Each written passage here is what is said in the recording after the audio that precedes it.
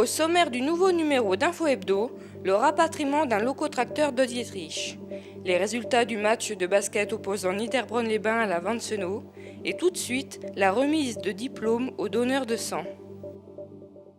C'est la première assemblée générale de l'association des donneurs de sang bénévoles de Reichshoffen-Neuvillers.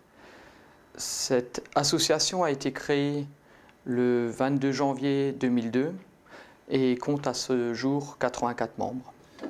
Nous avons constaté une augmentation du nombre de dons et, chose très importante, nous avons triplé le nombre de premiers donneurs. En fait, nous avons profité de la première assemblée générale pour procéder à une remise de diplômes aux donneurs méritants.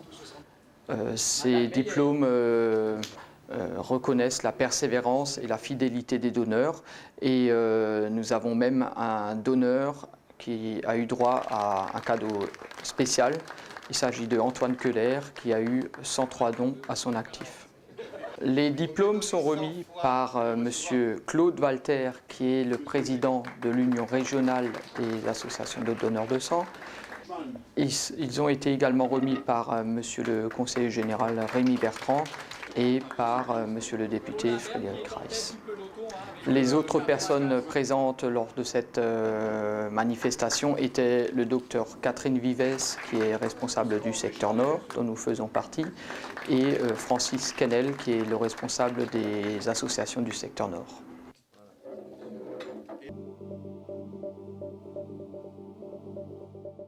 Ce locotracteur électrique vient d'échapper à la destruction.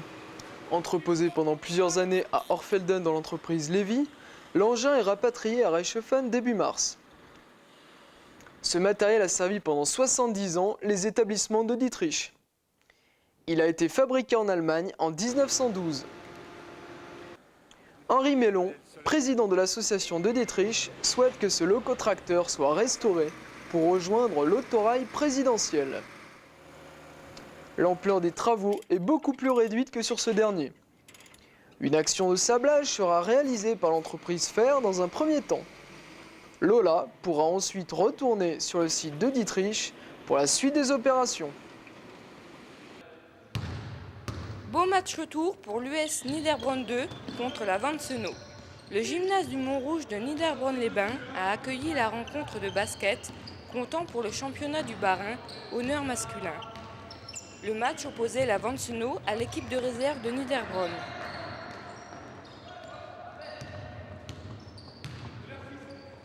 Les joueurs niederbronnois, en rouge et blanc, ont gagné le match par 72 à 60. Le championnat touche à sa fin en avril.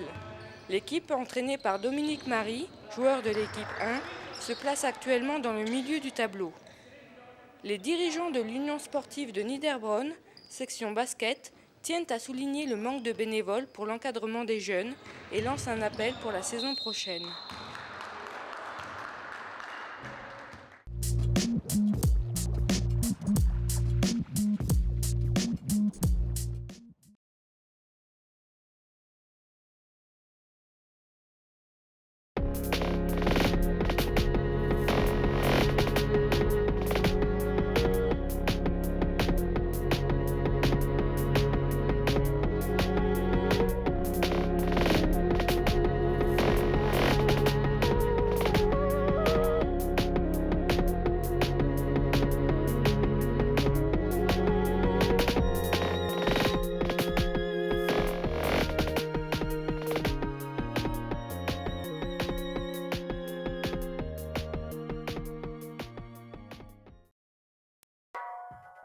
Mac 3V vous propose un reportage sur la carrière de Rothbard, suivi d'une recette de beignets aux pommes.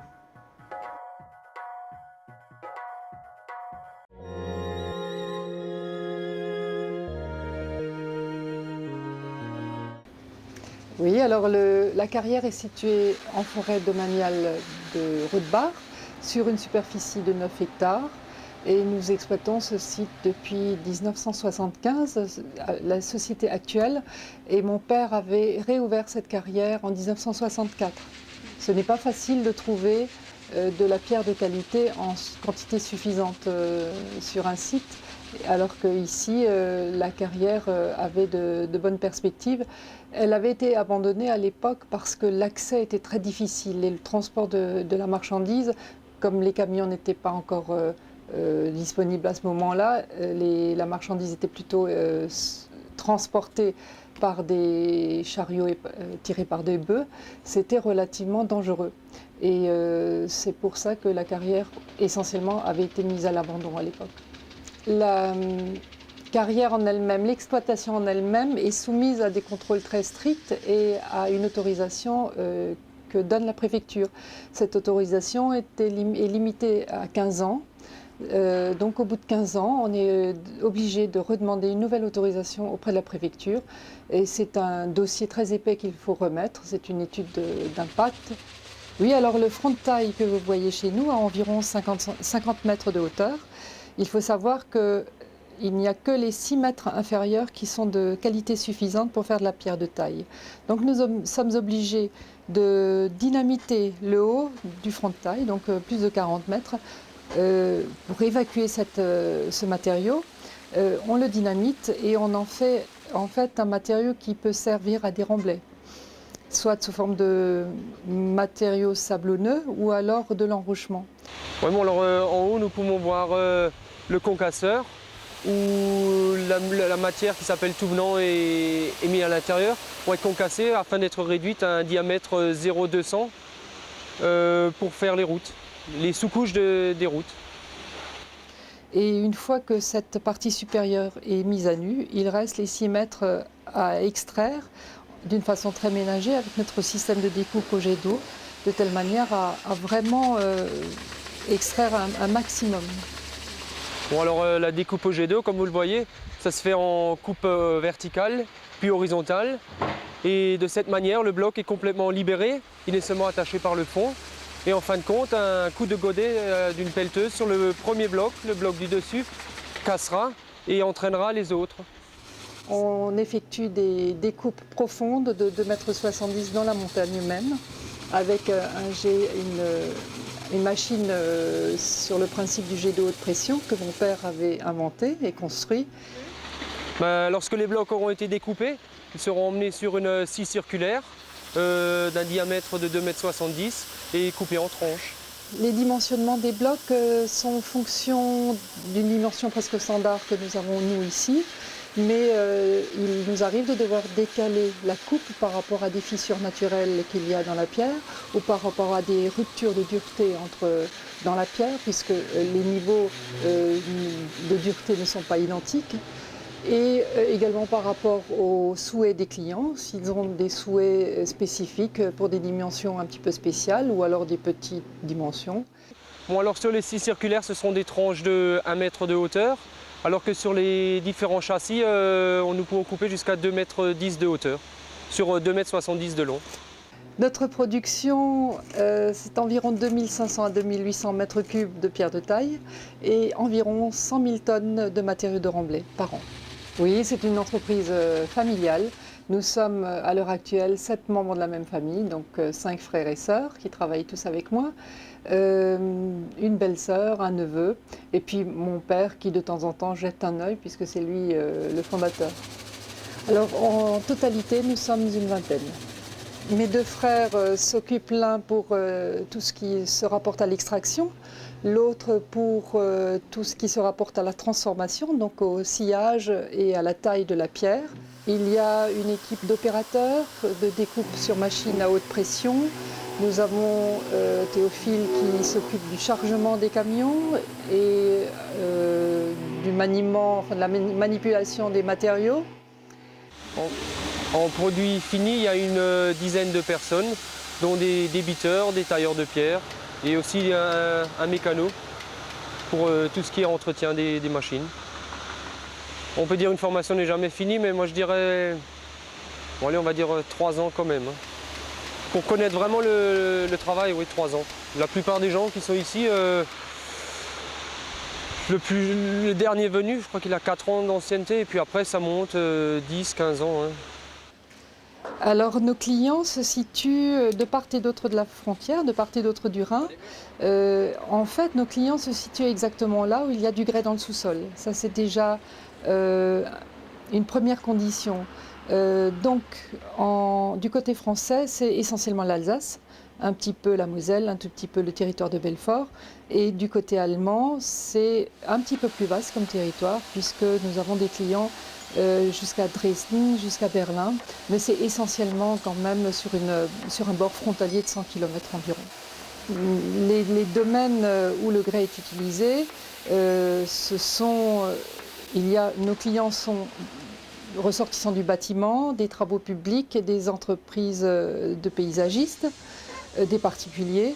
Et en fait, on utilise le grès pour des surfaces d'étalage, par exemple, des escaliers, des murets, des encadrements de fenêtres, de portes, des fontaines, des dalles de recouvrement, enfin tout ce qu'on peut imaginer en grès. Nous avons opté pour la solution d'avancée progressive du front de taille, et puis on verra bien comment cette pierre évolue. Moi, c'est une matière, on est là-dedans depuis toujours. Hein. Mon grand-père a commencé, et puis mon père, et j'ai suivi. Hein. C'est comme ça.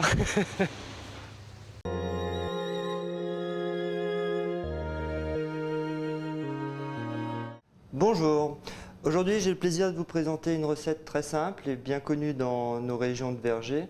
C'est des Apfelkästle en alsacien, c'est-à-dire des beignets aux pommes.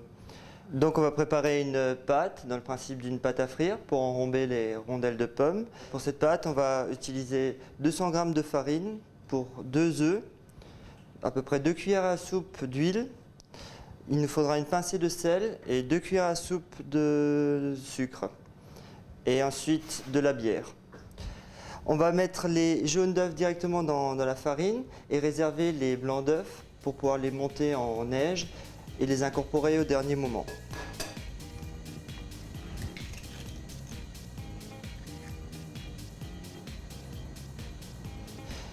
On va ensuite ajouter 2 cuillères à soupe de sucre.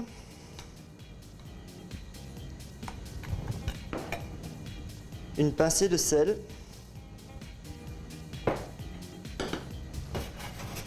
Et 2 cuillères à soupe d'huile.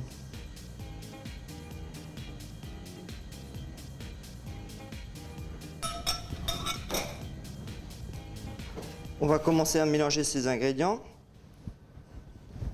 et on va y rajouter la bière.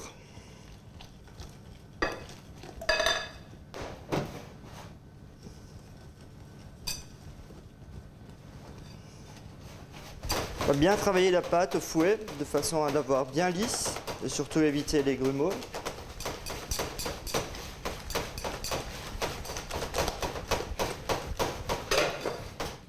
Voilà pour la pâte.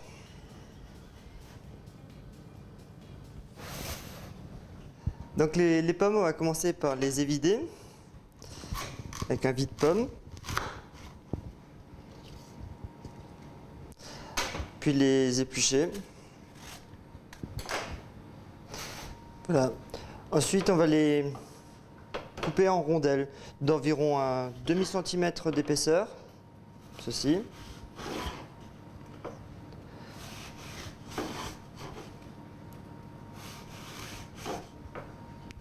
Ensuite, on va les disposer dans un plat, tout en vérifiant de bien avoir eu l'ensemble du trognon. Le fait de sucrer les pommes nous permettra de les attendrir un petit peu et de faciliter leur cuisson. On peut aussi les arroser, par exemple avec un alcool de framboise, mais il faudra bien sûr penser que les enfants les préféreront sûrement sans alcool.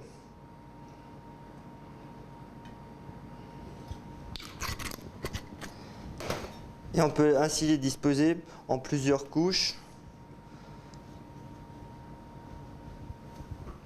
et même les laisser mariner le temps de finir notre pâte.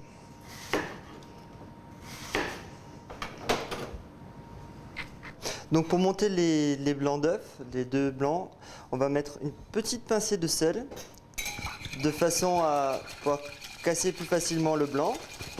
Et on va les monter jusqu'à avoir une neige bien ferme.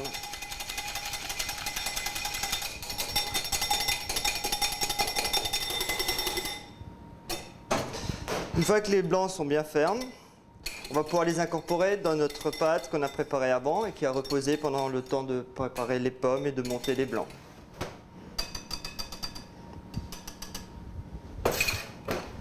Ensuite, on va incorporer les blancs très délicatement de façon à ne pas rompre l'émulsion dans notre appareil.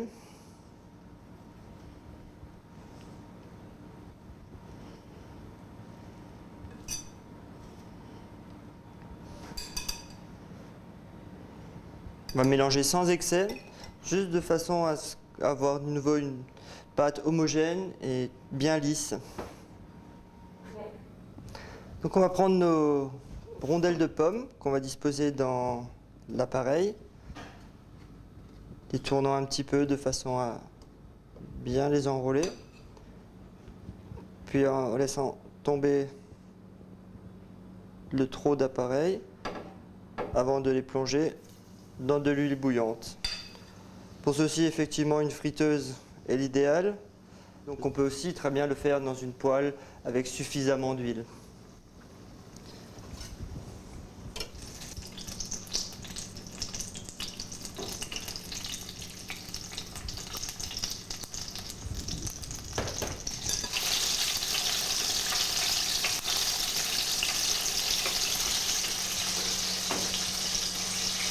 Pendant la cuisson, on va retourner les beignets une fois qu'ils sont dorés sur une face à l'aide d'une écumoire.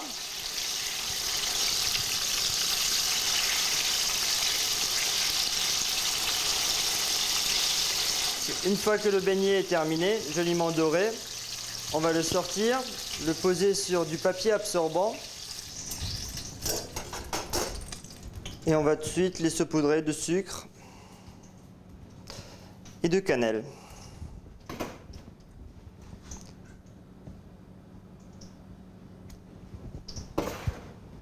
Donc voilà pour les beignets aux pommes qu'on va servir soit en dessert, soit en général dans nos régions avec un potage de légumes. En même temps, pourquoi pas, le sucré-salé est très heureux comme association pour les beignets aux pommes. Et sinon en dessert après un repas du soir par exemple.